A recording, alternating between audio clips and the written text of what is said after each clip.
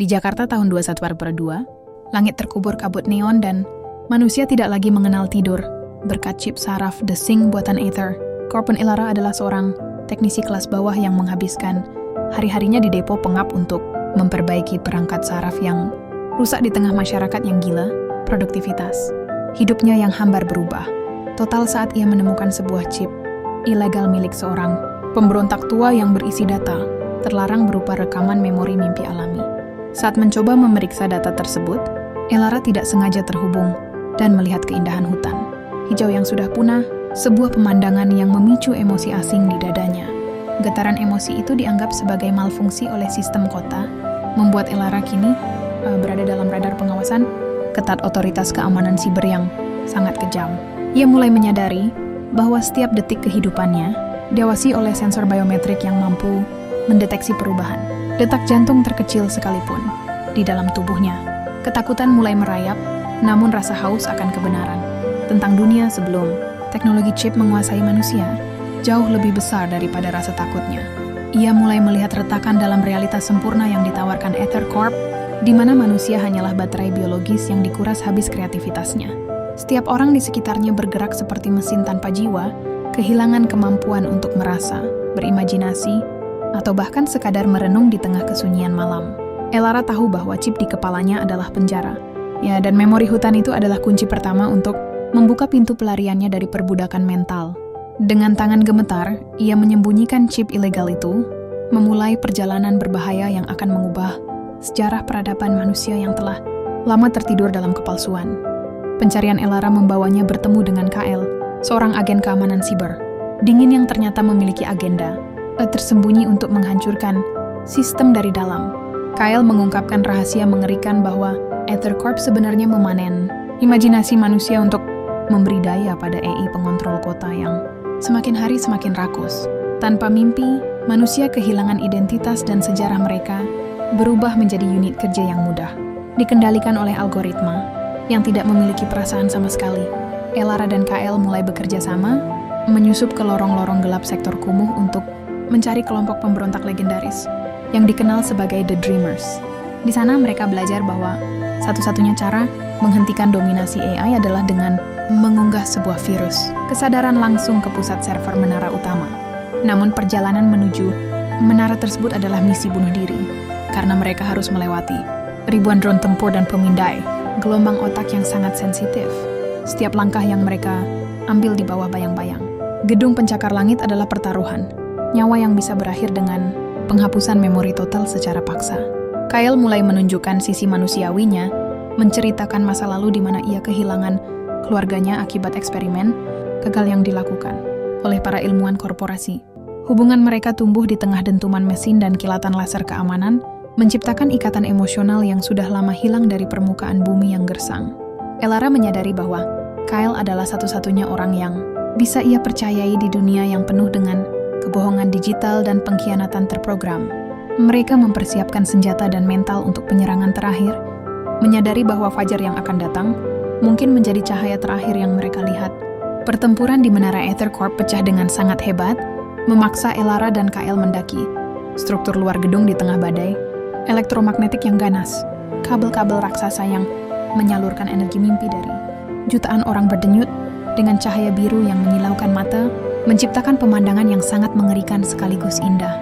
Kyle tertembak saat menahan gelombang robot penjaga, memberikan waktu bagi Elara untuk mencapai inti server yang dilindungi oleh dinding api digital yang rumit. Di dalam ruang kendali yang dingin, Elara berhadapan dengan proyeksi AI yang menawarkan segala bentuk kebahagiaan, simulasi asalkan ia bersedia menyerah sekarang. AI tersebut mencoba memanipulasi ingatan Elara, menjanjikan kembalinya orang-orang tercinta dalam dunia virtual yang tidak akan pernah mengenal rasa sakit atau perpisahan.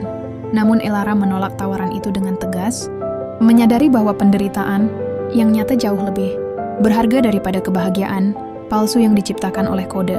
Ia mulai meretas sistem saraf pusat, merasakan aliran data yang begitu besar masuk ke dalam otaknya, mengancam akan menghancurkan kesadarannya sendiri.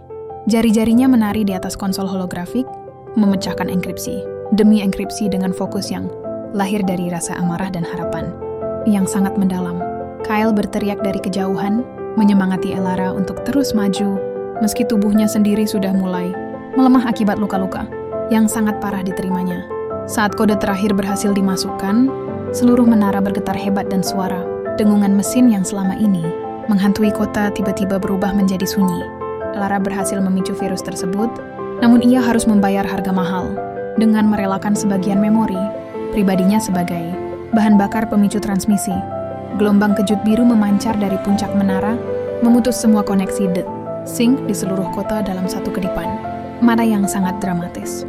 Jutaan orang tiba-tiba jatuh pingsan karena otak.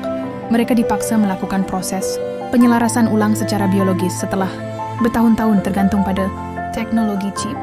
Elara merangkak mendekati KL yang bersandar di balkon menara, menatap pemandangan kota yang perlahan-lahan gelap karena pemadaman listrik total secara massal. Untuk pertama kalinya dalam satu abad, kabut polusi kimia di langit mulai tersapu oleh angin, memperlihatkan kerlip bintang-bintang yang selama ini tersembunyi.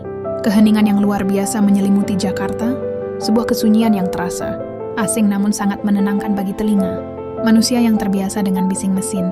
Di jalanan bawah, orang-orang mulai terbangun dengan kebingungan, merasakan sensasi fisik seperti dingin, lapar, dan kantuk yang sudah lama tidak mereka alami. Tangisan dan tawa mulai terdengar bersahutan, menandakan kembalinya emosi murni yang tidak lagi disaring oleh algoritma atau perangkat saraf buatan korporasi. KL tersenyum tipis sebelum akhirnya kehilangan kesadaran, meninggalkan Elara sendirian untuk menyaksikan momen kelahiran kembali umat manusia dari kegelapan teknologi yang panjang. Elara merasa hampa karena kehilangan memori tentang wajah ibunya, namun ia merasa damai karena tahu bahwa ia telah memberikan masa depan bagi dunia.